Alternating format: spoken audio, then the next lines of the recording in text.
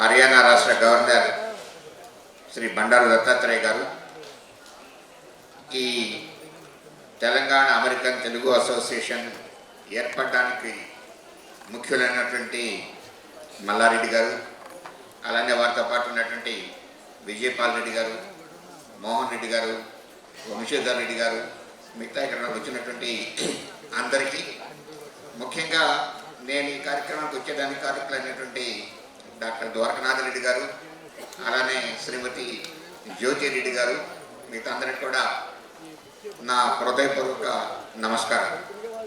నేను ఇప్పుడే చెప్తున్నాను, అమెరికాలో ఉంటూ అక్కడ ఉద్యోగం వ్యాపారాలు చేసుకుంటూ ఈ దేశాన్ని గురించి, ఈ ప్రాంతాన్ని గురించి, తెలంగాణ ప్రాంతాన్ని గురించి ఆలోచిస్తూ అక్కడి నుంచి ఇక్కడ సేవ చేస్తూ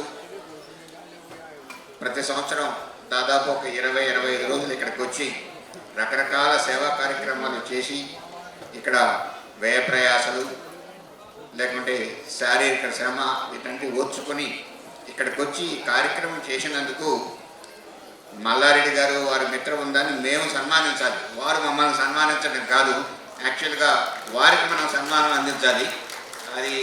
అది యాక్చువల్గా భావ్యం అండి. ఈ కార్యక్రమాలు చేస్తున్నందుకు వీరందరూ కూడా అభినందనలు. ఒక 2 విషయాలు చెప్పి, భారతదేశం ఒక 15-20 సంవత్సరాల క్రితం ఉన్నటువంటి పరిస్థితికి ఇప్పటికీ చాలా మార్పు. భారతదేశం చాలా వేగవంతంగా అభివృద్ధి చెందుతోంది. మీరు వినుంటారు, we are a fastest growing economy in the world now. మొన్ననే మన గౌరవ ప్రధానమంత్రి గారు చెప్పారు, వచ్చే 5 సంవత్సరాల్లో మనం 3rd లార్జెస్ట్ ఎకనమీ కాబోతున్నాము, దానికోసం మనం అందరం ప్రయత్నం చేయాలి అని చెప్పి. అలానే టెక్నాలజీ, ఇండస్ట్రియల్ రంగంలో చాలా వినూత్నమైనటువంటి మార్పులు వస్తున్నాయి. భారతదేశం డిఫెన్స్ రంగంలో, రక్షణ రంగంలో ఎక్కువగా దిగుమతులు చేసుకునేటువంటి ఒక దేశం. ఈరోజు దిగుమతుల నుంచి ఎగుమతులుగా మనం మొదలుపెట్టాం. పోయిన 1 సంవత్సరమే దాదాపు 16,000 కోట్ల రూపాయల రక్షణ రంగ ఉత్పత్తులను మనం ఎగుమతులు చేశాం. ఇది ఈ సంవత్సరం మరింతగా పెరిగిపోతోంది. మనం అతి కొద్ది రోజుల్లో ప్రపంచంలో రక్షణ ఎగుమతులు చేసేటువంటి దేశంలో ఒక ముఖ్యమైన దేశంగా అవతరించబోతున్నారనేది ఖచ్చితం. అలానే ఈరోజు భారతదేశం యొక్క స్ట్రెంగ్త్ ఏంటంటే యువత.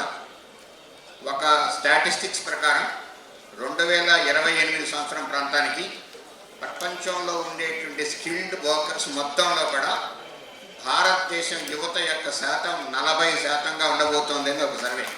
40%. ఆ రకంగా మనం భారతదేశంలో మనం జరిగేటువంటి ఈ ఎవల్యూషన్ చూస్తున్నాం. 2016లో భారతదేశంలో 458 స్టార్టప్స్ ఉన్నాయి. ఈరోజు 1,00,000 చిల్లర స్టార్టప్స్ భారతదేశంలో ఉంటాయి. 1,00,000 చిల్లర.